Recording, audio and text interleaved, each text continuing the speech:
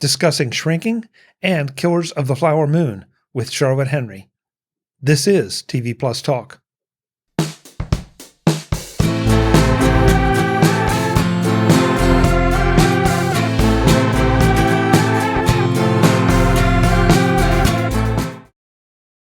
Well, hello and welcome. We've made it to episode 3 of TV Plus Talk. I'm Charlotte Henry and I'm joined across the Atlantic by Chuck Joyner. Hello. Hello, Charlotte. How are you?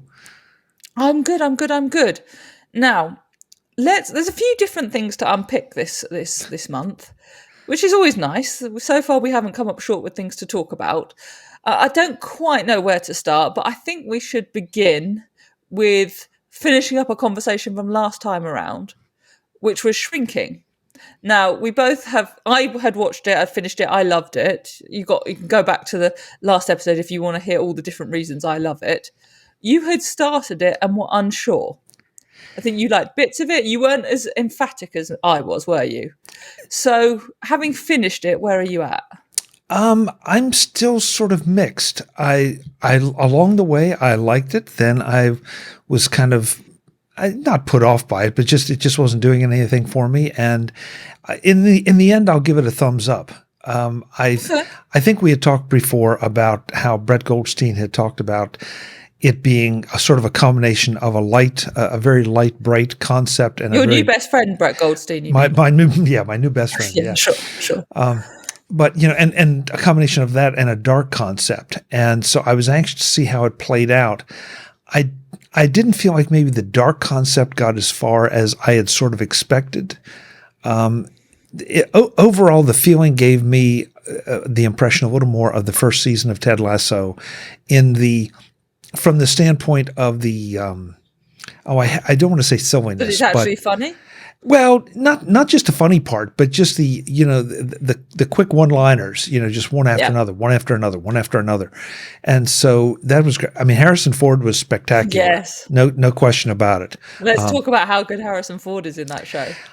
Much to my surprise. And that's not a commentary on Harrison. It was a commentary on more what I thought the character was going to be. But I like the fact that it got away as I moved on from, and by the way, if we're doing spoilers here, I'll stop, or I'll be. I think it's been out long enough. I think people have had a chance to watch it. I think we can do spoilers this time around. Yeah, and I don't want. I'm not going to do complete spoilers, but it's just I felt like his character really evolved more than just about anybody from the writing standpoint. So. I enjoyed it. I'm not sure it's one of those that I will ever want to go back and necessarily do a rewatch on. But that's always sort of my gauge is like, did I get enough out of it, enough enjoyment to want to rewatch it? And I think the answer is probably not. There's certain episodes that definitely I would, but overall, I would still tell anyone to go watch it. I think it's great entertainment. I think the actual question is not whether you would rewatch it, but whether you would watch season 2. That's a good question. I think I would. I would at least definitely start because I definitely would. I really loved it. Yeah, the way they ended it, and that I'm not going to give away. The way they ended it was a real. I mean, if there is a season 2, it makes perfect sense to have a season 2. If not, this would be an okay end for a season 1.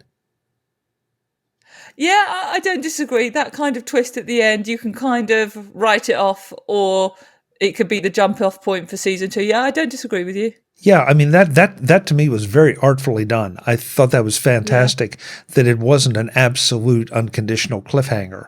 That okay, now if we sorry about that. When you watch it, you'll know why I'm laughing. Yeah. It felt like it sort of theoretically ended one of the storylines, but it also could be the opening for a continuation of that storyline. So I loved how some of the relationships developed between all the different characters during the course of the show. I love how the characters developed. And the bottom line is I just found it funny. There was lots of bits where I properly laughed out loud. And you know what? For a 30-minute comedy, that's the main criteria, isn't it? Are you making people laugh? And there was a lot of it. There were not many, if any, episodes where I didn't find something funny in some of it, even amongst the dark bits. Yeah, I would agree with that, Charlotte. But I guess that's sort of, we can kick this over into. There's an inevitable comparison between this and Ted Lasso.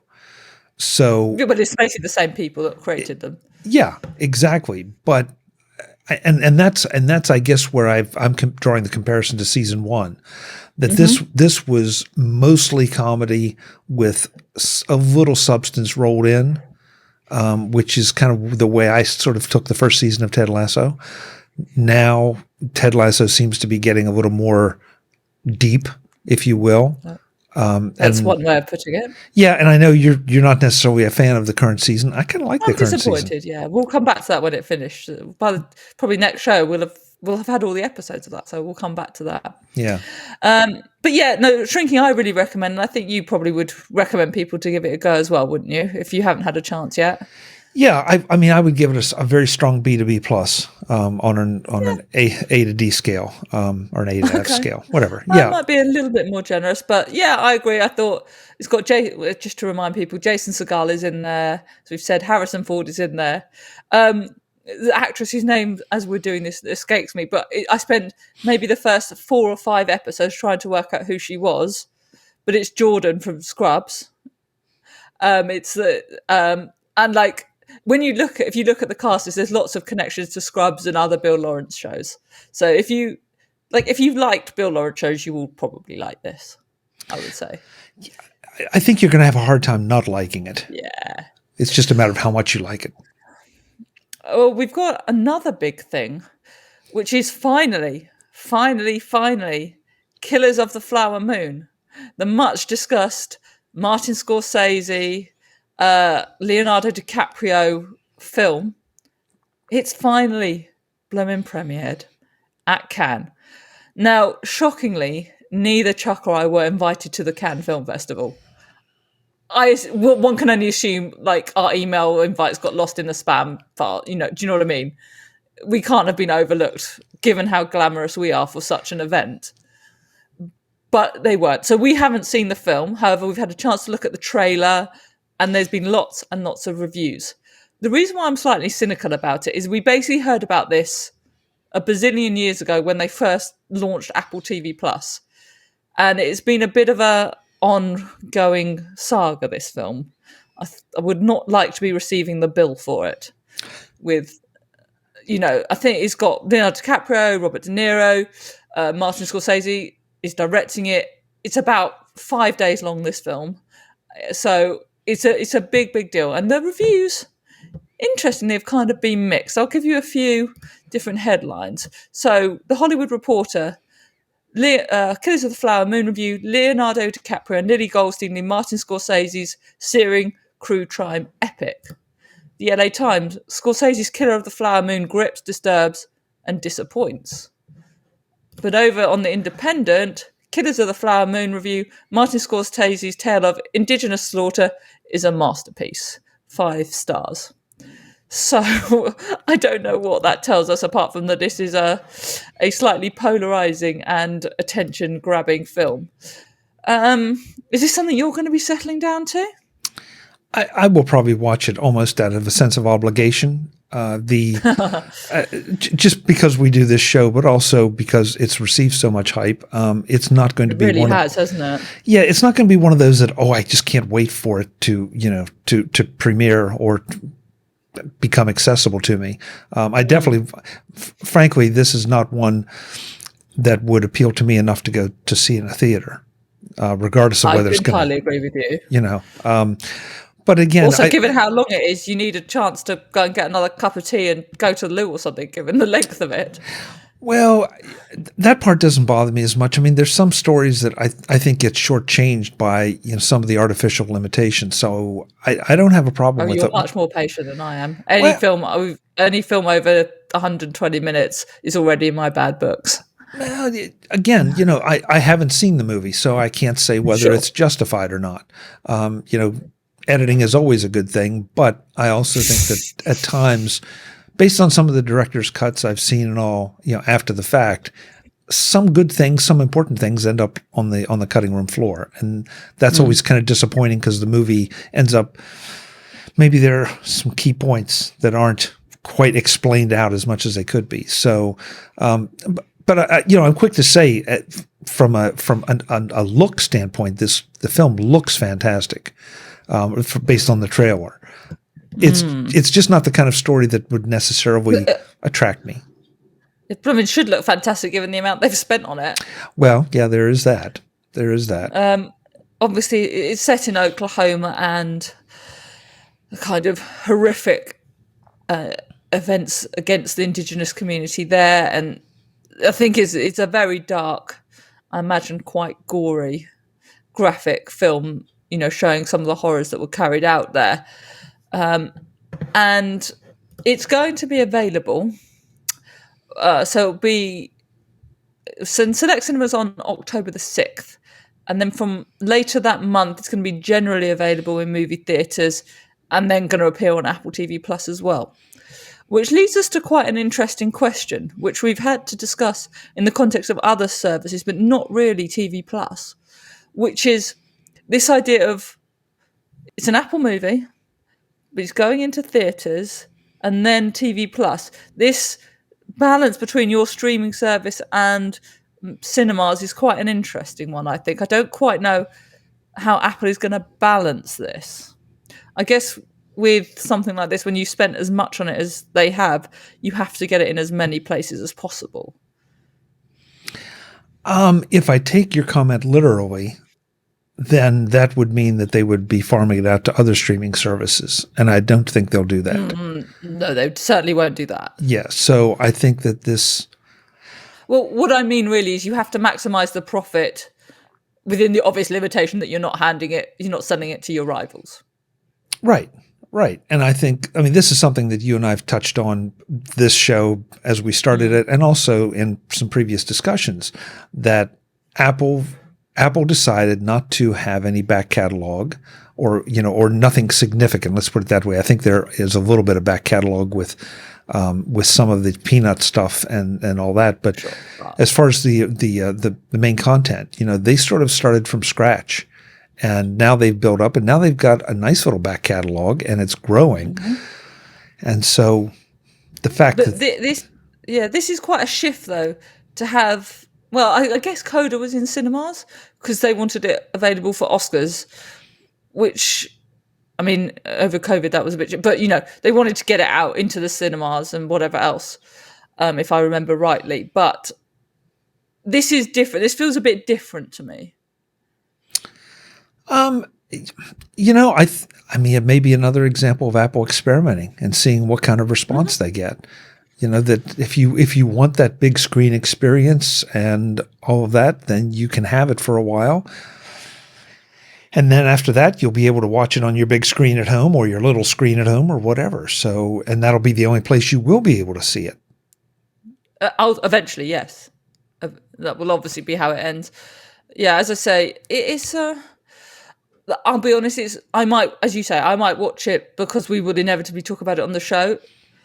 I'm a bit squeamish with these things. So the sort of horror of what I think that the film depicts, the sort of destruction and mysterious deaths of the Osage Nation down in Fairfax, Oklahoma, is pretty. I think it's going to be a difficult, pretty dark watch. That doesn't mean one shouldn't put through watch these things and learn about them. It's based on a non-fiction book actually that was written by David Gran in 2017. So that's quite interesting. This is a big moment for Apple, I think. Obviously, they had the success of Coda, which was a huge moment. It was a huge win. They won Best Picture at the Oscars. It's a big deal. But that was obviously bought in from somewhere else. It was bought in from Sundance. This is a horse they've really backed. And it feels like a really big statement from Apple, this. Well, they're doing, not everything is necessarily an Apple production top to bottom. They're going out and they're buying films. And that's true of all streaming services. Yeah, exactly. So, I'm thinking back to Greyhound, Greyhound was Tom Hanks really wanted that in the theaters, but Well, Greyhound was a slightly different issue because basically that was a COVID. We can't put it in a cinema. right. And Tom Hanks got in trouble actually because he was a bit rude about it being only on TV Plus, and then had to slightly in a follow-up interview butter up Apple because he'd have slightly offended everyone. Yeah, and I mean, I think a lot of Tom Hanks, and so it always surprised me a little bit. But we those of us that have lived through it, and that's most of the audience, know that all the rules were sort of thrown out the window, and there was a lot of frustration from every corner about everything, work, cinema, TV,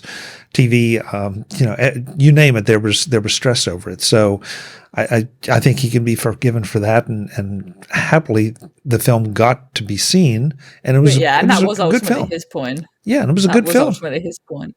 Yeah. That he was just relieved that people saw it.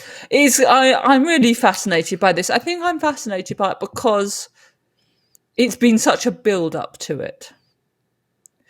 And so it feels, out of a lot of things, the biggest bet Apple has taken for most of TV Plus. They had the big opening shows.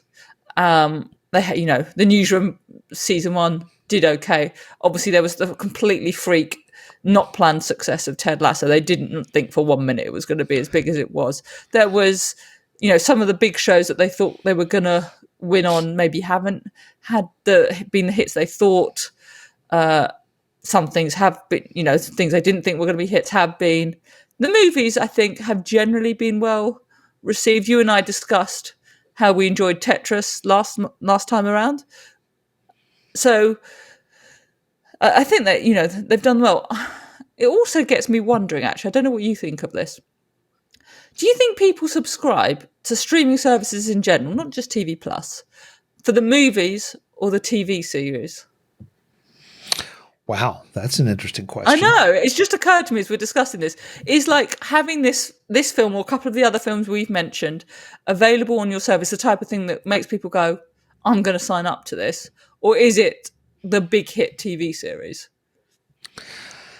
I think it almost depends on what you want to watch and what the subject matter is. I don't think that because I personally don't think of it as TV series or movies. I think of it as, is it a movie I want to see or movies I want to see? Are they TV series I want to see?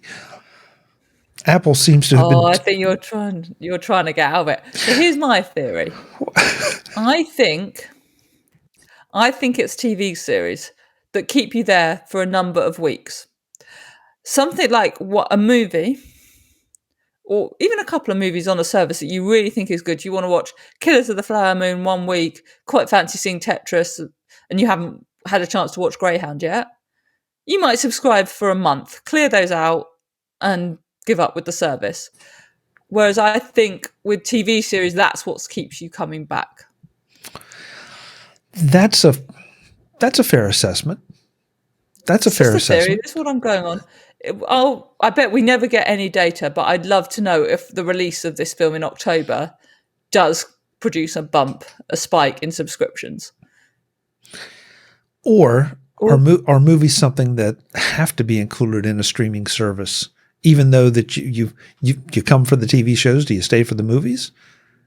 Yeah, maybe. I've just had another thought. This is dangerous. This is getting dangerous now. But the other thought is, if this comes out, say, end of October on TV Plus, maybe beginning of November, we don't know exactly when, there's going to be a lot of people with new iPhones and presumably at least 1 month free TV Plus when they turn on those new iPhones, which is quite a nice way to, cash in that free month, watch this, pick up another couple of things, and then move on. Kind of interesting.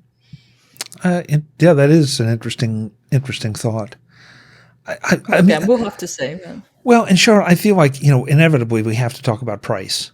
That, Apple, yes, they raised the price. Okay, but so did everybody else. So they are still one of the most affordable options out there.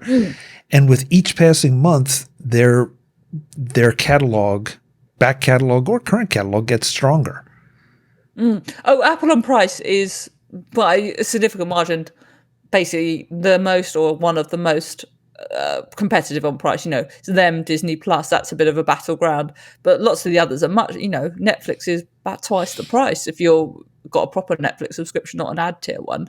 So yeah, price is a real thing that's in the pro column for TV Plus for sure. The other thing, though, I wonder is we're seeing shows, TV shows and movies leave the streaming services or juggle around. And we have not seen that with Apple because Apple's stuff is exclusive to Apple TV Plus. And I feel like that's another example of Apple really playing the long game. And, so if I want to go back and catch up, we now have the second season of Foundation coming up. If I want to go back and catch up on the first season, I know right where to go and I know it's going to be there. Oh, yeah. I mean, we could do a whole episode, and we probably should at some point, about the kind of content cull that's going on. I've written about it briefly on the blog, but it's a very big deal what's going on.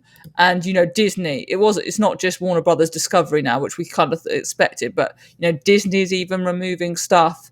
That's a very big deal. And again, you're absolutely right to put it in the context of our TV Plus discussion, because of course, there's absolutely no reason for TV Plus to do that. Is their shows, they want as much on there as possible. They don't want to, certainly at this stage, start culling stuff and start compressing the service. And there's no reason to. No, because obviously a lot of why some of the other stuff is moved, it's not being watched. They've still got to play residuals on it. They don't need it on the service. Whereas again, it's not quite the situation for TV Plus because it's all originals. Charlotte, going back to Killers of the Flower Moon for just a second, I can't remember. I'm pretty sure that I've got this right. I think Greyhound came out on Blu-ray, but I don't know about anything else. I think they did release DVDs of it. Yes. Yes. Now you say it. Yes. So, but again, that was a different situation, and very unusual. So has anything? I mean, did Coda come out on Blu-ray? I don't know. I don't know, but I don't think so. I would be surprised. I could do a quick Google up, but I don't think so because it was bought in by Apple. It was a slightly different. I think the Greyhound thing was quite a different type of deal because it was a thing that a film. It's sort of Apple doing them a favour is not quite the way to put it, but they sort of rescued it. So there was obviously other deals in place for Greyhound that there wouldn't have been for things like Coda. So I'd be surprised, but equally you could see Apple doing that at some point because why do they want to? Again, they want to maximise what they get from this film. It'll be interesting to see that. Well, and I have to wonder, what does maximization look like? In fact, I'm just trying to do a quick Google here. Yeah, well, the thing about Killers of the Flower Moon, and I think it's very typical of much of the strategy of TV Plus, is it's high quality. You commented on that when you noticed the trailer, and it's got some of the biggest names going in the world of movies. As I said, Robert De Niro, Lily Gladstone, Leonardo DiCaprio, Scorsese directing. There's very good supporting cast as well, with people like Jesse Plemons, John Lithgow, Brendan Fraser. So this is a serious cast and a very high caliber piece of movie that they're putting in front of people. So in that way, it fits perfectly into the TV Plus ecosystem as well. I'm going to be fascinated. Yeah, okay. Here you go. Me complaining about how long it is, Chug. It's 3 hours and 26 minutes long. That's a long movie. It's a pretty big commitment. But anyway, I just looked up, and I'm not seeing it here. But Ted Lasso, it doesn't look like it's out on DVD unless you go to eBay, and I have an idea that won't be. So I have to wonder if this is part of Apple's strategy that whenever they can, they're going to limit their productions or the content they control to Apple TV Plus and not put it out there. Because once somebody purchases it, then they can watch it all the times they want, for as long as they want. And if you want to watch Ted Lasso or Mythic Quest or whatever over and over and over, you're going to need to stay subscribed to Apple TV Plus. Yeah, or a movie like this where you you might need a couple of sessions to go for it or whatever. The rest of the cast. The cast also includes Tantu Cardinal as well, so it's a pretty hefty cast. That's again, as I say, coming out in October, so no doubt we'll get more reaction for that in a few shows' time. There's another one we want to talk about because we both started. We can't finish it because there's still episodes on the way. Silo on TV Plus. So I've watched the first episode. You've watched 3, have you? I've watched the first 3, yes. So I'm going to start because I thought I was really, really not going to like this. I couldn't really, but I wasn't motivated to watch it. It's just not my thing. And about 35, 40 minutes in, I sort of thought I'd had that confirmed. And then it sort of started getting going. Again, I won't do a spoiler, but, it's not... The way it ends, that first episode, and the way it builds that first episode, I now actually care about what happens next, and I didn't think I would at all. I've started other things, Foundation and a couple of the sci-fi things on TV Plus, and just sort of abandoned them. Just not my thing, not that bothered. There was something more human about this that made me end up caring and wanting to sort of see it through and find out what happens to some of the characters. Your comment about more human is really interesting to me. Now, I'd read Foundation as a kid, and I've reread it, throughout my life occasionally. But I know exactly what you mean. I mean, this was very approachable. Frankly, I wasn't quite sure about the premise to start with, but once I got into it, and I will say this, give it 3 episodes before you decide one way or another. I could definitely see that. But I think it will, by that time it will have you hooked. It hooked me very quickly. I had no trouble moving to episode 2 and then to episode 3, and now I'm anxious to see how it concludes. So I'm with you. I think this is one of those that it got some publicity, maybe not as much as it could have, and I think it deserves more because it's just a really, really enjoyable show that makes you look for the next episode. Yeah, I don't know if it's enjoyable is how I would describe it. I mean, I made a quite big mistake of watching episode 1 whilst eating breakfast, and I probably should not have done that for a couple of the scenes. But it's definitely hooked me in. By the end of the first episode, I was really hooked in because there's a lot of unanswered questions, and it's not one of those where you're 100% sure how it's going to go. Like, there were lots of different directions at the end of episode 1 where it could go, and I thought that was, and beyond that, I also cared about how it goes for the main characters, which are a sheriff played by David Oyelowo and Rashid, I hope I pronounced that right, I hate doing that, and Rashida Jones, his wife. Both brilliant performances from both of those two, and you care about what happens to them. I think you care about the whole thing, and you're trying to figure out what it is. And this is not a spoiler, but throughout the first couple episodes, and in fact, as part of the intro, it's nobody knows who built the silo, nobody knows why, nobody knows when, and that originally I thought that comes off as kind of hokey. It's just like, okay, there's this obvious mystery. But the more you dig into it, or the more that you get into the story, it's like, yeah, that becomes a very legitimate part of the story and part of what is trying to be figured out. So, well, the point is you don't know what's real or not. There's 2 things. There is a central relationship between the sheriff and his wife, and you don't know what's real or not. And the combination of those 2 things, I think, is quite compelling. I hadn't thought about it that way, but yes, I agree with you. It's a go try it, folks. But I will tell you, give it 3 episodes. Yeah. And I don't think you have to be a sci-fi dystopian-y kind of devotee to those kind of shows to get it, because I'm really not that type of person. And I'm intrigued by this, whereas things like Foundation I really didn't get into. you bring up the dystopian thing, and I have to comment on that because I thought, oh, please, not another one.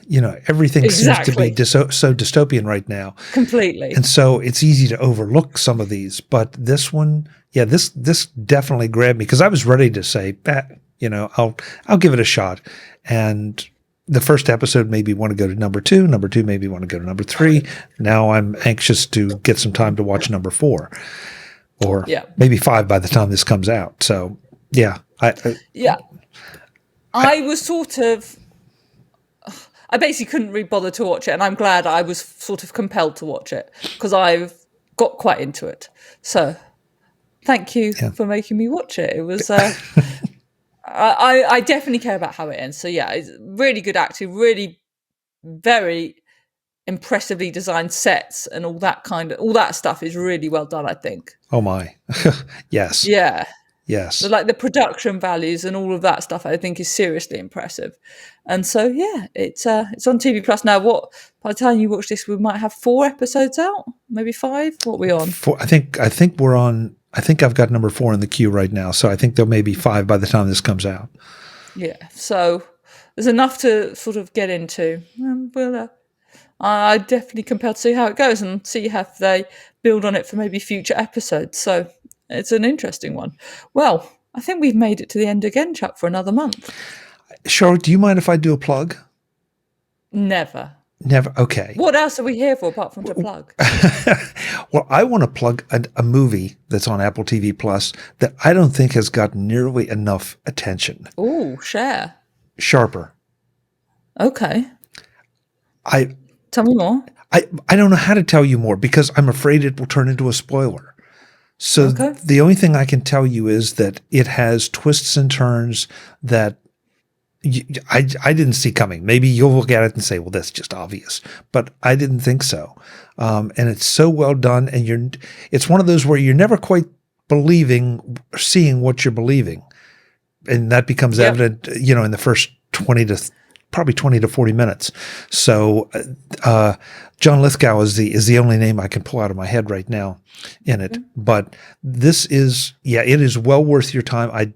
If I forced you to watch Silo, I need to force you to watch Sharper. I think you'll really like it. Well, maybe that'll be one to discuss next month. While we're plugging, remind people where they can keep up with you. Sure. MacVoices.com is where I talk to a lot of people like Charlotte that are interesting and involved in tech. We do Mac Voices live Tuesday nights, 8 p.m. Eastern, 5 p.m. Pacific, whatever time that is where you are, at youtube.com/MacVoicesTV. And would love to have you join us in the chat room. You can always find me on the socials as @ChuckJoyner or @MacVoices. And you can find me back here on TV Plus Talk with Charlotte on both of our feeds. Yep. A reminder, this goes both out on the Edition feed, which I'll tell you about in a minute, and the Mac Voices feed, because yes, I run the blog, newsletter, podcast. The Edition covers the crossover between tech and media. It's at theedition.net, and if you go to newsletter.theedition.net, you can directly subscribe to the newsletter, and I hope you do. Actually, I'm going to plug. It's now an award shortlisted newsletter, don't you mind, Chuck?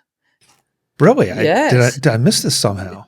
Yes, no, I'm very thrilled. I'm on a shortlist for the best solo newsletter at the Publisher Newsletter Awards, the inaugural Publisher Newsletter Awards. So I hope you'll join me and see if you agree that this is a decent newsletter.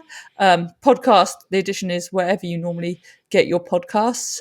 And I'm at Charlotte A. Henry on the social, so I hope you'll join me there.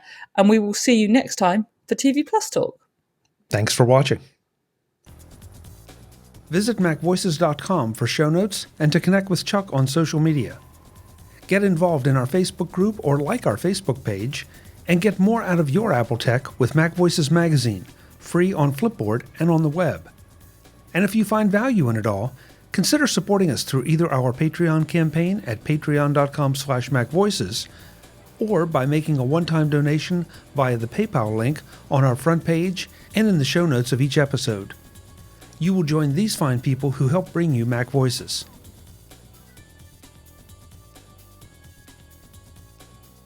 Advertising handled by Backbeat Media at backbeatmedia.com. Bandwidth provided by CashFly at cashfly.com.